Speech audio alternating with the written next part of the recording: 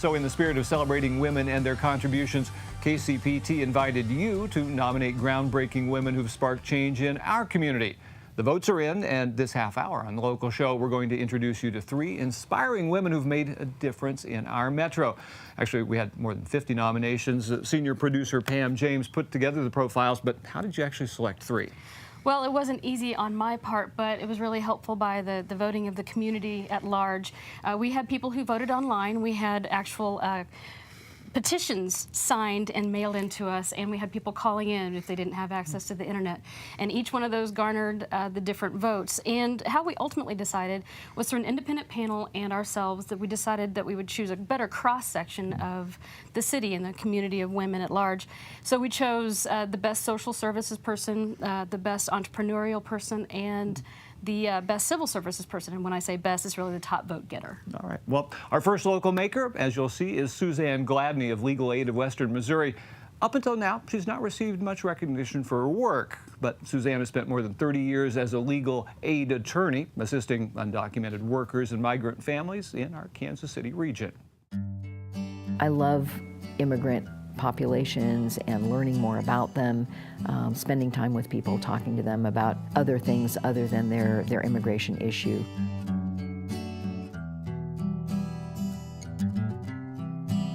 I graduated from law school and applied to legal aid programs and was hired here in Kansas City at Legal Aid of Western Missouri.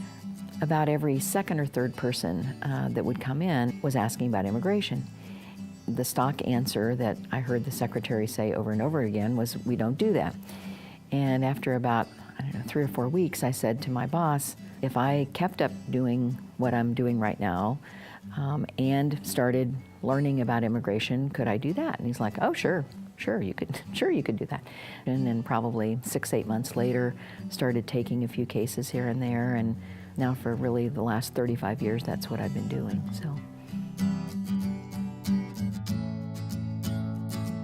I never thought of Missouri as a migrant state. You think of migrants, you think of Texas and Florida and California. As I was doing immigration law, I became more aware that there were migrants here, coming through here, started looking at some of the government statistics and discovered that there wasn't any statistics showing that there were migrants here, which is a big issue for your state if you don't have that kind of documentation, because then the various service agencies that serve migrants don't get any extra funding for that. So school districts in rural areas that are serving hard to serve migrant children don't get extra help. Healthcare facilities don't get extra help with folks that may have very serious issues and are only available for a short time. So decided to establish the Migrant Farm Workers Project. It is a separate 501c3 corporation inside of Legal Aid, but we also provide a wide number of social services, food assistance and educational assistance, some healthcare assistance that is not a typical legal aid function. I still do immigration work and other legal work for migrant workers as well. It's a very interesting population of people that are often here for short periods of time doing different crops.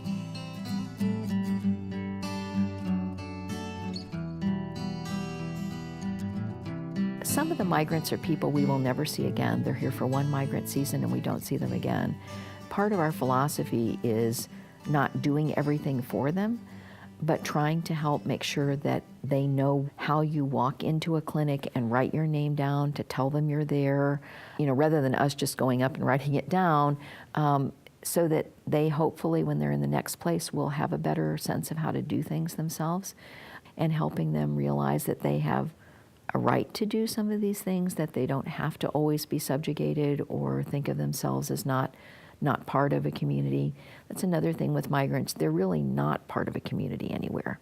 And so it's very hard for them, especially if it's a place they've never been before, they don't know where anything is, they're outside of town, miles off the last paved road usually. Many of them don't have their own transportation, so it's really hard for them to get places, and when they get there, they don't really know where they can go or what to do. So trying to help people feel more empowered and understand how to do things themselves.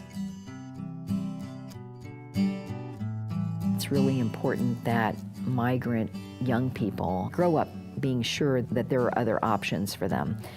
Many, many, many migrant kids grow up to be migrant workers themselves. That's a lifestyle that they've known. They're accustomed to moving to 4 to 5 schools a year, being constantly on the move, not really having any permanent home anywhere.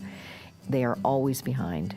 For example, don't know fractions, and you're trying to help them with some math problem, and they'll be like, "Look, lady, do you know, in Florida they teach fractions in 3rd grade. In Texas they teach it in 4th grade. I just never got it. I was never there when they were talking about it."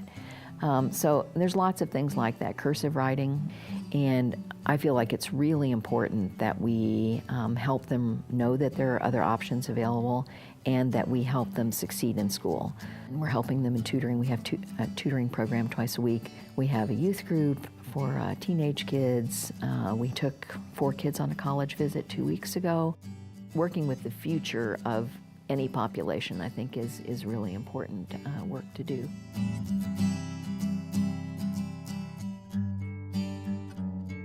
My mom, too, to some extent, but my dad would always say that service is the rent you pay for living, and was always helping different restaurant employees with their children's dental work or different things. We were always having people we didn't know at Thanksgiving, or people around that, you know, we didn't know, that as a kid you're sort of like, don't quite understand why these people are suddenly sitting here at our table, but that's what you grow up with. You either take that in or you rebel against it, and it seemed like something that both my sister and I took in and have done a lot of service work.